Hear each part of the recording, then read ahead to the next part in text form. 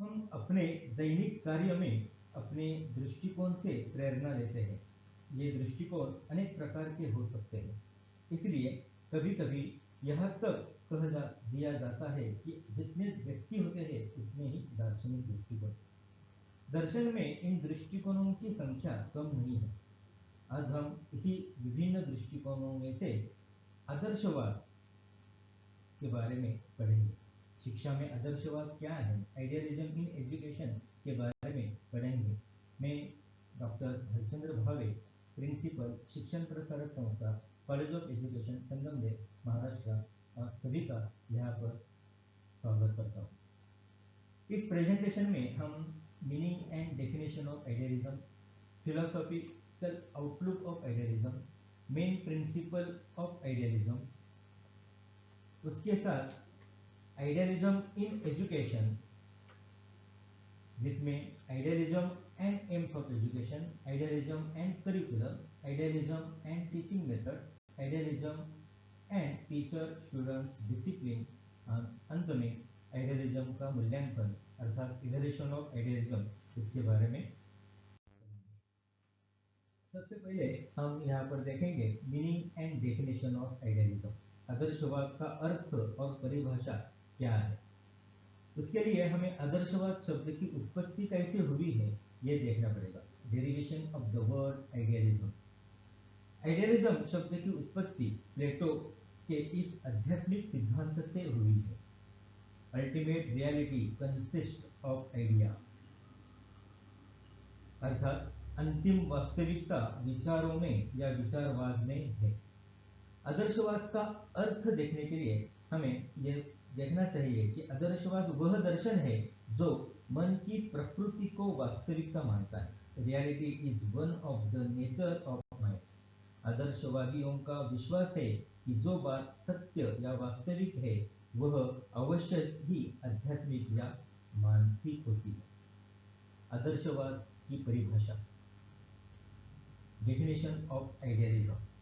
हम आदर्शवाद के अर्थ को अधिक स्पष्ट करने के लिए कुछ परिभाषाओं का अध्ययन करना चाहिए, जिसमें से रोजर क्या कहता है, the idealistic believes that the universe has an intelligence and a will, that all material things are explainable in terms of a mind standing behind them. आदर्शवादियों का विश्वास है कि ब्रह्मांड की अपनी बुद्धि तथा इच्छा शक्ति होती है। सभी भौतिक वस्तुएं उनके पीछे निहित मन द्वारा स्पष्ट की जाती है।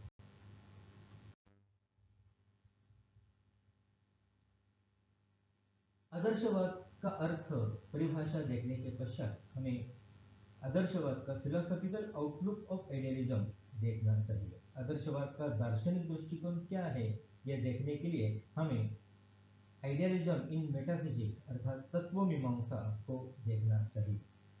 आदर्शवादी विचारधारा के अनुसार अंतिम वास्तविकता अपने स्वरूप में भौतिक की अपेक्षा आध्यात्मिक तथा मानसिक है। आदर्शवाद के अनुसार ब्रह्मांड की प्रकृति मन या विचार है।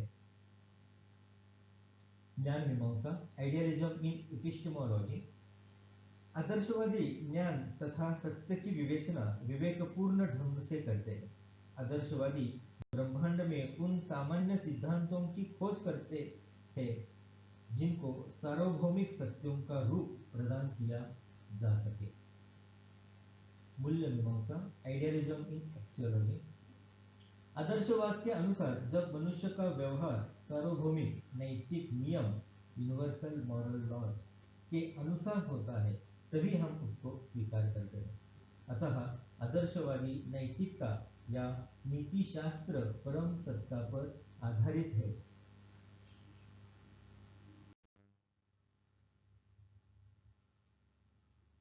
आदर्शवाद के दार्शनिक दृष्टिकोण को पढ़ने के बाद हमें आदर्शवाद के प्रमुख सिद्धांतों को पढ़ना जरूरी है।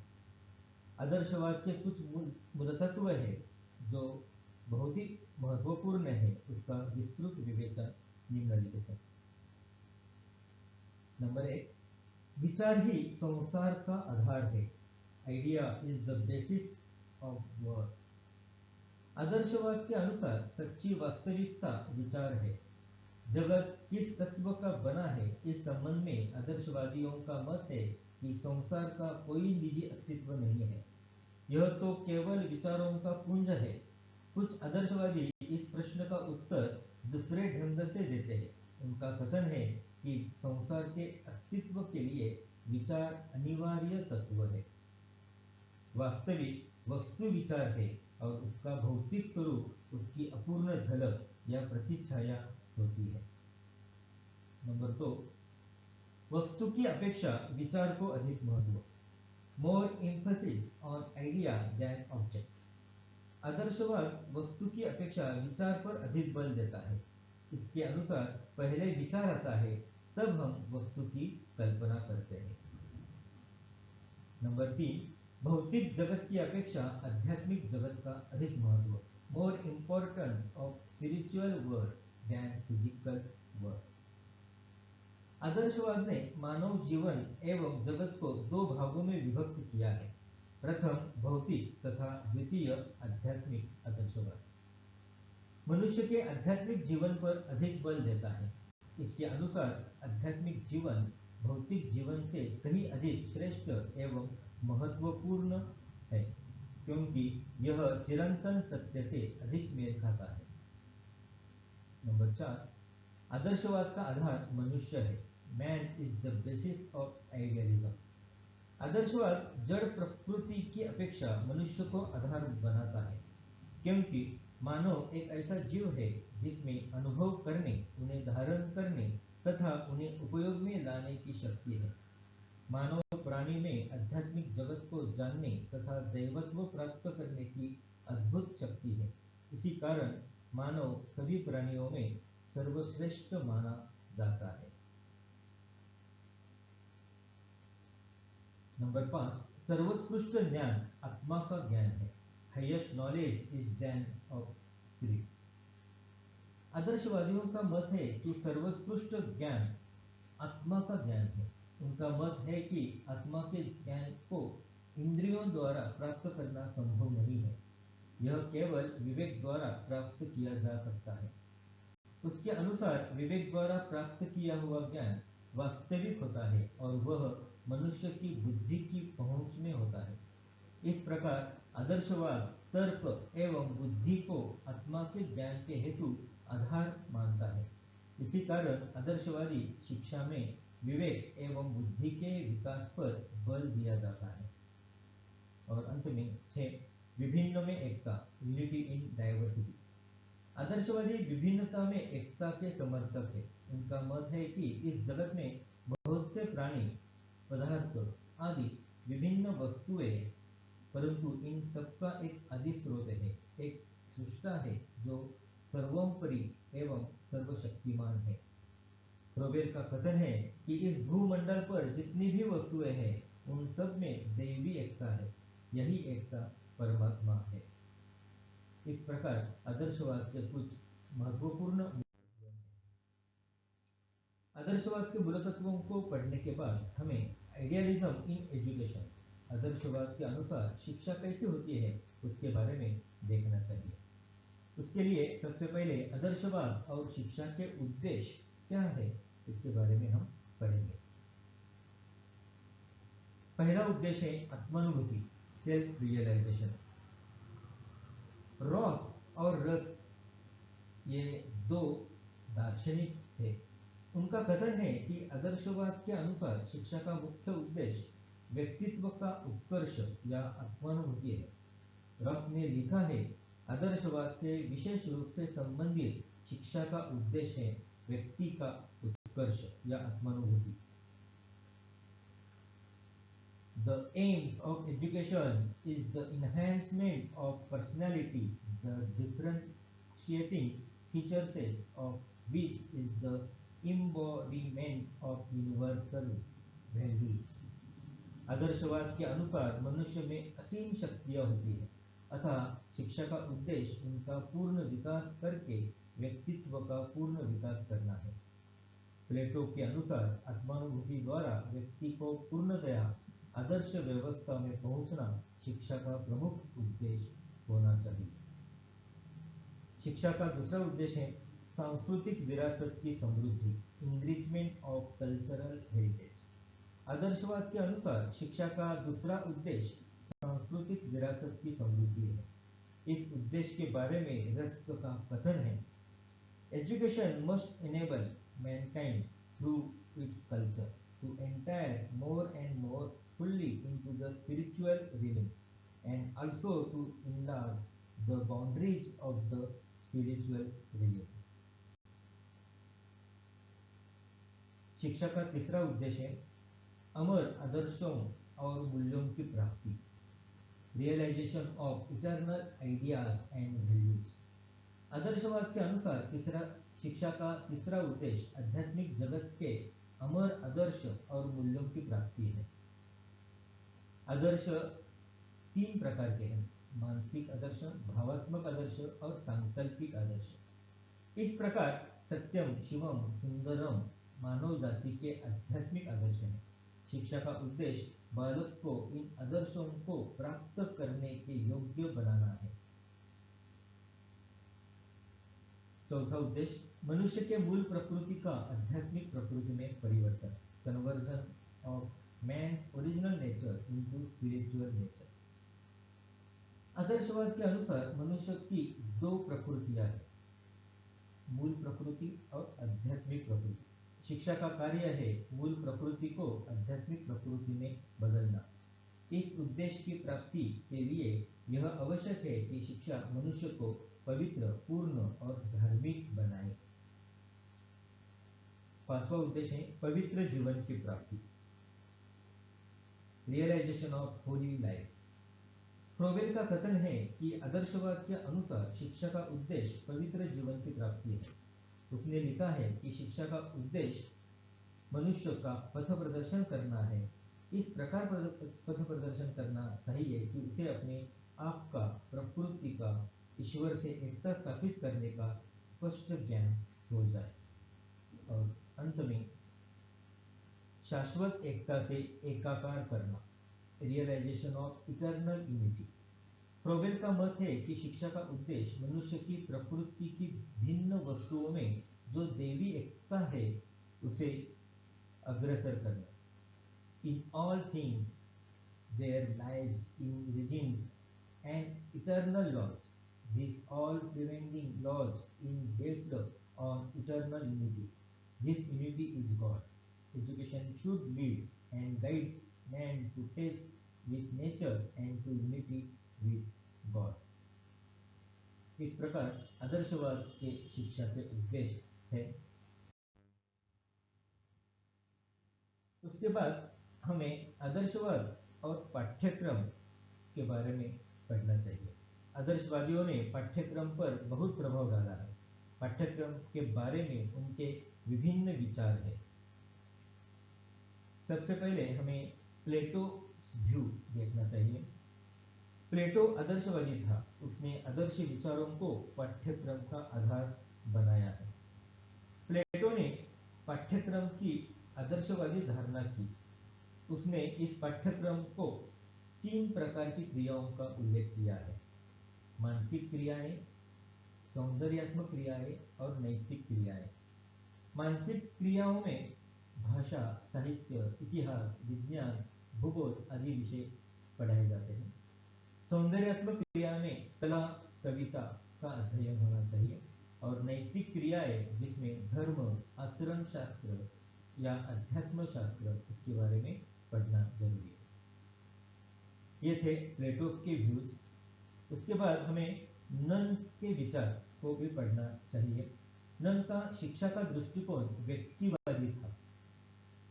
नन ने पाठ्यक्रम की जी धारणा की है, इसमें पाठ्यक्रम के दो प्रकारों का उल्लेख किया है,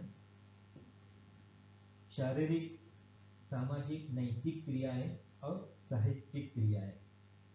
शारीरिक, सामाजिक, नैतिक क्रियाओं को पढ़ने के लिए शारीरिक व्यायाम, सामाजिक शिक्षा, नीतिशास्त्र व धर्म, इन विषयों को पढ़ना जरूरी है। साहित्यिक क्रियाओं को पढ़ने के लिए साहित्य, कला, संगीत, विज्ञान, गणित, इतिहास, भूगोल आदि विषयों को पढ़ना जरूरी है।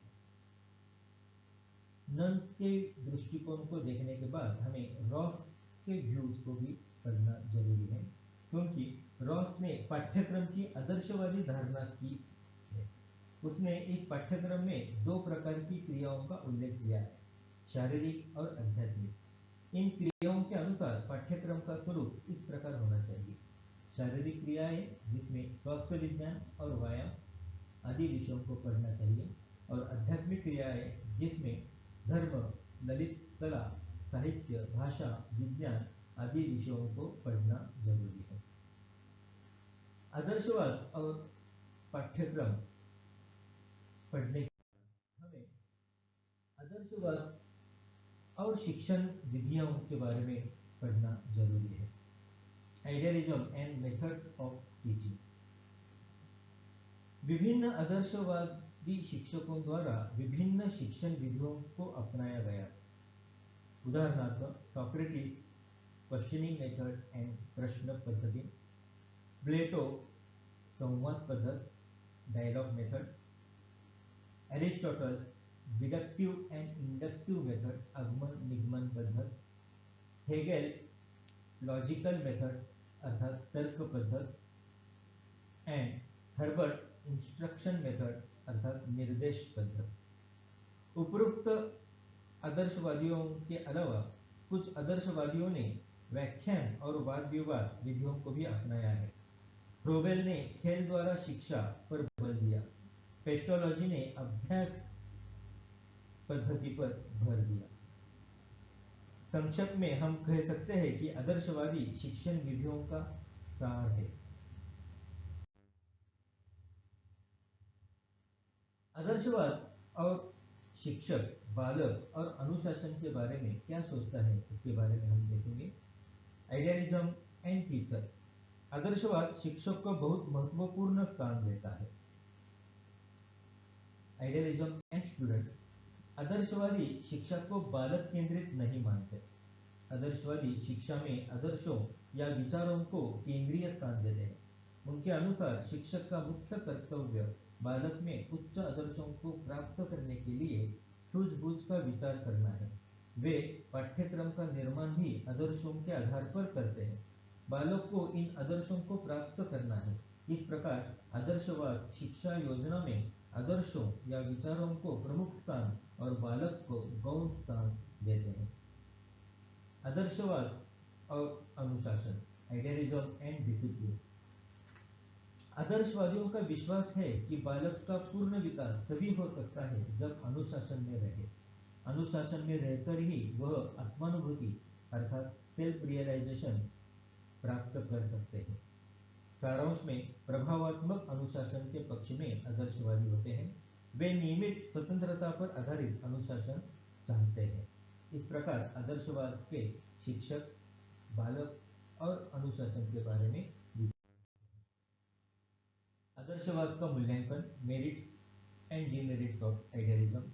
आदर्शवाद का मूल्यांकन करने के लिए उनके गुण और दोषों पर विचार करना आवश्यक है। सबसे पहले हम आदर्शवाद के गुण देखेंगे। नंबर 1, श्रेष्ठ गुणों का विकास। आदर्शवादी शिक्षा बालकों में सत्यम शिवम सुंदरम ऐसे श्रेष्ठ गुणों का विकास करती है। नंबर 2, शिक्षा प्रक्रियाओं को महत्वपूर्ण स्थान। आदर्शवाद शिक्षा की प्रक्रिया को अति महत्वपूर्ण स्थान देता है। इससे बालक और समाज दोनों का हित होता है। नंबर 3, आत्म अनुशासन। आदर्शवाद आत्म अनुशासन और आत्मनियंत्रण के सिद्धांतों को प्रतिपादित करता है। इन सिद्धांतों का शिक्षा में अति महत्वपूर्ण स्थान है। 4, आत्मनियंत्रण। आदर्शवादी शिक्षा योजना में बालक का आत्मनियंत्रण सिद्धांतों को भी प्रतिपादित करता है। 5, बालक के व्यक्तित्व का आदर।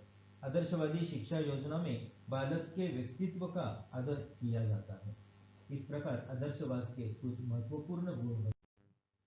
उसके बाद आदर्शवाद के कुछ महत्वपूर्ण दोषों को भी हमें पढ़ना चाहिए। नंबर 1, आदर्शवाद के उद्देश्य अमूर्त है और इनका संबंध भविष्य से होता है। नंबर 2, आदर्शवाद हमें जीवन के अंतिम ध्येय की ओर ले जाता है, जिससे हमें इस समय कोई प्रयोजन नहीं है। हम तो इस समय यह चाहते हैं कि हमारी रोटी, कपड़ा और मकान की आवश्यकताएं पूरी होनी चाहिए। नंबर 3, आदर्शवाद बालक को कौन सा और शिक्षक तथा आदर्श को मुख्य स्थान देता है। 4, आध्यात्मिक विषयों को स्थान जिनकी औद्योगिक युग में कोई आवश्यकता नहीं है।